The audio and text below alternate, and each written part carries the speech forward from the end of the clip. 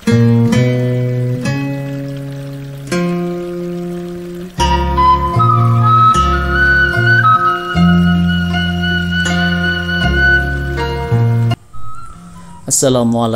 warahmatullahi wabarakatuh.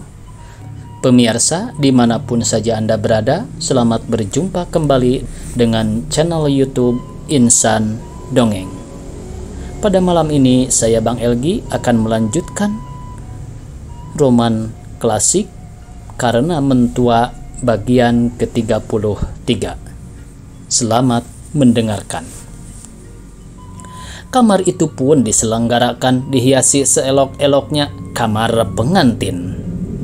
Sekalian orang bersukacita, perasaan Maguna dewasa itu teramat senang sebab cita-citanya akan disampaikan, kehendaknya akan dikabulkan dan disempurnakan. Ramalah jadi Rangkayo, Sultan Pangeran, Amtenar, Gubernemen, dan Maguna sendiri jadi mentua orang berpangkat tinggi. Perjanjian dengan engku besar sedikit pun tiada teringat olehnya. Kebalikannya, makin dekat waktu nikah itu makin susah hati pengantin dan makin muram suram wajahnya. Seluruh anggotanya lemah lunglai, hancur sendi tulangnya dan terbang semangatnya. Benar, perempuan yang akan jadi pengantin dua kali itu tidak bergaya sedikit jua lagi. Bujuk, cumbuan, sendak gurau, senyum dan gelak perempuan lain-lain tidak dapat menghiburkan hatinya. Segala nasihat orang tua-tua tidak masuk ke dalam pikirannya. Akan tetapi orang tidak heran akan hal serupa itu, sebab tiap-tiap orang yang akan naik nobat biasa jua terharu pikirannya. Kata mereka itu, nanti kalau sudah duduk dekat bantal seraga, barulah timbul gairah. Ketika sekalian orang telah rintang dengan pekerjaan masing-masing, Ramalah tinggal di dalam sebuah kamar belakang. Hanya ditemani oleh 2-3 orang telah berbaya, ia belum mau dibawa duduk ke kamar pengantin. Dan hal itu pun tidak dihiraukan orang benar, sebab setengah orang biar di situ saja dahulu sampai mempelai datang. Ia pun duduk di atas sebuah kursi seraya memandang keluar dari celah-celah terali jendela. Awan hitam yang berarak bergumpal-gumpal dengan cepat di langit pada malam itu membawa larut pikirannya. Bunyi guruh yang kedengaran sekali-sekali alamat hari akan hujan menyayu rawan kari hatinya sambil tertopang siku pada bendul jendela itu dan menahan pipi yang kusam dengan kedua tangannya. Ia pun mengeluh dengan sedih. Air mata yang berlinang-linang di pipinya sudah jatuh berderai-derai dengan tak diketahuinya. Bahkan tangan gadis kecil yang meraba-raba sanggulnya dari belakang pun tiada dirasainya. Perkataan Jarani yang lemah lembut dan sebagai buluh perindu baginya selama ini tiada terdengar olehnya. 2-3 kali Jarani berkata, "Uni, mengapa Uni diam saja? Mari kita keluar, Uni. Uni, mari, orang ramai bersuka-sukaan." Tetapi Ramalah tiada peduli. Hanya ketika Jarani membisikkan nama yang dikenang-kenangnya, barulah ia berpaling dan mengangkat kepalanya. Akan tetapi Jarani tersurut ke belakang, sebab ia seakan-akan takut melihat sinar mata perempuan itu. Ketika gadis itu hilang di balik pintu, Ramalah bermenung-menung pula. "Wahai Kakanda," keluhnya, "tidak tahukah Kakanda akan nasib diriku? Pada malam ini aku akan diserahkan kepada seseorang yang tidak ku kenal lahir dan batin. Tiada insafkah Kakanda bahwa Kanda masih tetap tersemat dalam hati nuraniku? Jemputlah aku ini, Kanda." "Apa katamu itu malah?" ujar perempuan yang ada di dekatnya. "Sebentar lagi mempelaimu, orang berpangkat, akan duduk di sisimu. Lupakanlah jandamu itu, tersenyumlah. Berbahagia engkau." Sekonyong-konyong Ramalah terperanjat sebab mendengar suara bingar-bingar di belakang dapur. Seolah-olah suara itu dikenalnya. Dengan terengah-engah ia pun bangkit berdiri dan memasang telinga baik-baik.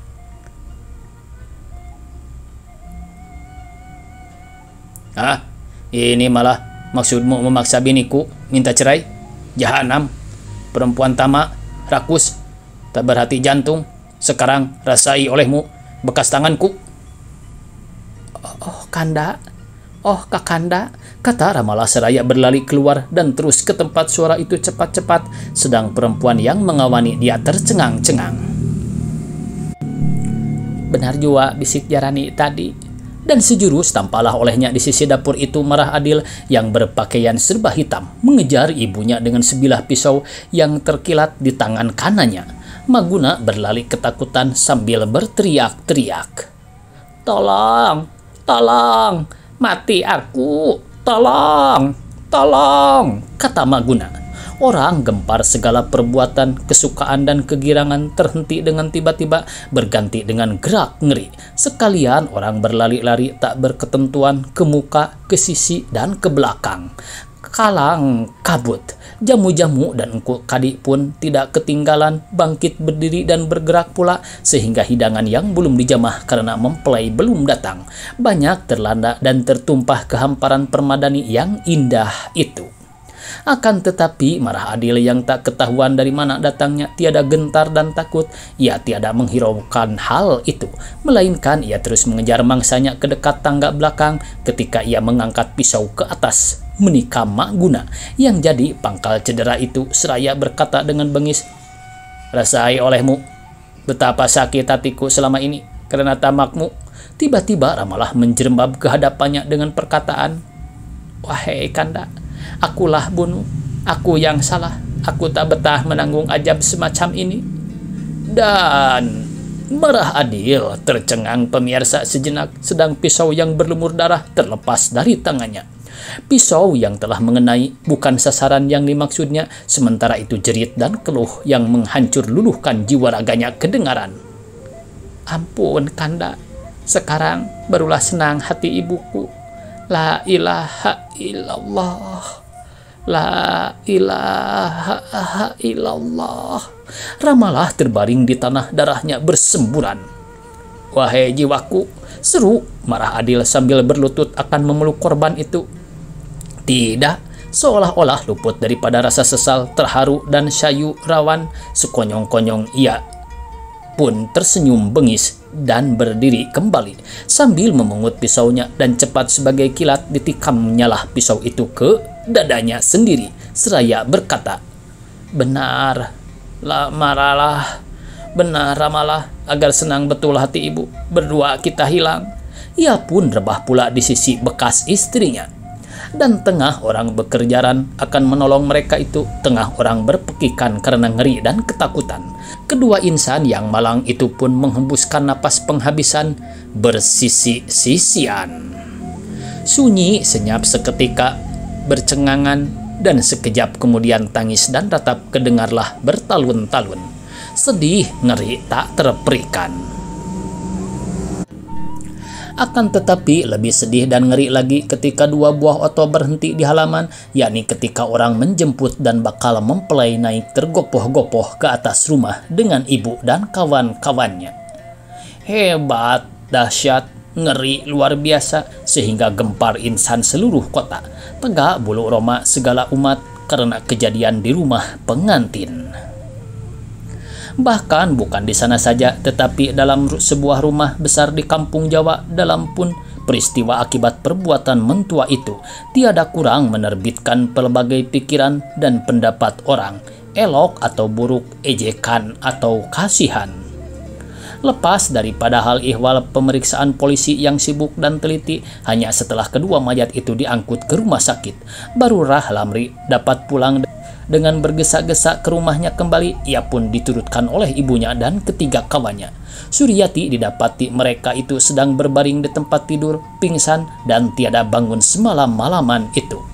Pertolongan dokter hampir tiada berbekas. Hanya 2-3 hari kemudian kelihatan perempuan itu telah ingatkan dirinya. Akan tetapi sekujur tubuhnya masih lemah dan pikirannya pun masih kusut rupanya.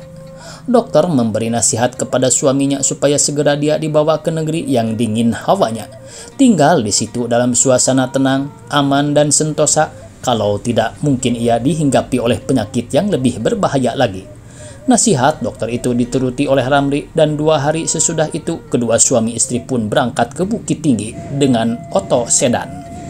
Di sana mereka itu diam dalam sebuah rumah yang bagus, cukup lengkap alat perkakasnya yang sudah disewanya lebih dahulu dengan memperhatikan nasihat dokter itu. Dari situ Ramli kemudian menokok Kawat ke Tanah Jawa, ke kantor pusat jabatan pos dan Kawat. Ia minta pindah keluar Sumatera atau sekurang-kurangnya keluar dari Minangkabau saja, kalau tidak baiklah ia diperhentikan.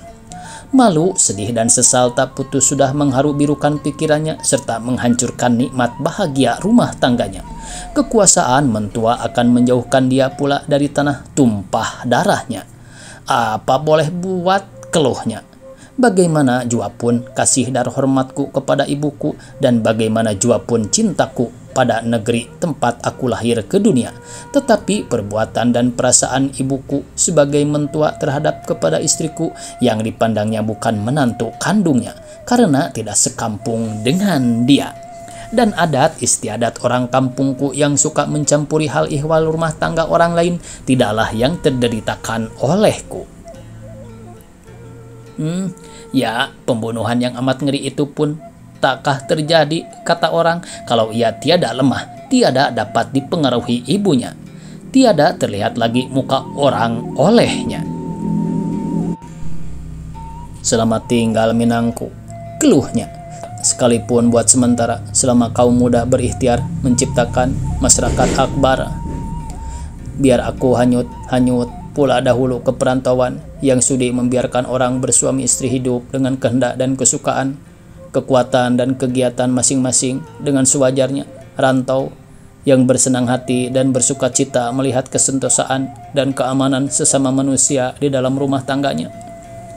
Benar, dan setelah kira-kira sebulan lebih keduanya beristirahat di Bukit Tinggi yang beriklim sejuk sehat itu, Ramli menerima surat ketetapan bahwa ia dipindahkan ke kantor pos Malang, sebuah kota di Jawa Timur yang indah lagi permai. Ketika badan Suryati telah mulai sehat kembali, akan tetapi luka hatinya masih terbayang sekali-kali pada tutur katanya dan gerak-geriknya, lebih-lebih kalau Ma Amin kelihatan olehnya. Oleh karena itu mau tak mau Ma Amin mesti berpisah dengan anaknya, walaupun perpisahan itu sangat menyedihkan serta menimbulkan peristiwa yang lebih sulit bagi kedua belah pihaknya. Apa hendak dikata, laut sakti rantau bertuah, dan nasi sudah menjadi bubur. Ia harus pergi ke Sumpur dan tinggal di sana dengan kaum keluarganya. Jadi Ramli dan Suryati serta Sineng yang setia berlayarlah ke Jawa kembali dengan membawa kenang-kenangan, suka dan duka. Dan bagaimana pula hal Mak Guna, mentua tak jadi baginya? Sedih dan sayu jua hati kedua suami istri itu ketika beberapa bulan kemudian mereka mendapat kabar dari ibunya bahwa Bunda almarhumah Ramalah telah berpulang ke rahmatullah sesudah menderita berbagai kesusahan dan kesengsaraan oleh sebab kena penyakit jantung. Inna lillahi wa inna ilaihi raji'un. Tamat pemirsa. Mudah-mudahan dari roman klasik ini kita bisa mengambil hikmahnya. Mudah-mudahan di malam esok saya Bang Elgi bisa melanjutkan roman klasik yang lainnya. Billahi taufiq wal hidayah. Wassalamualaikum warahmatullahi wabarakatuh.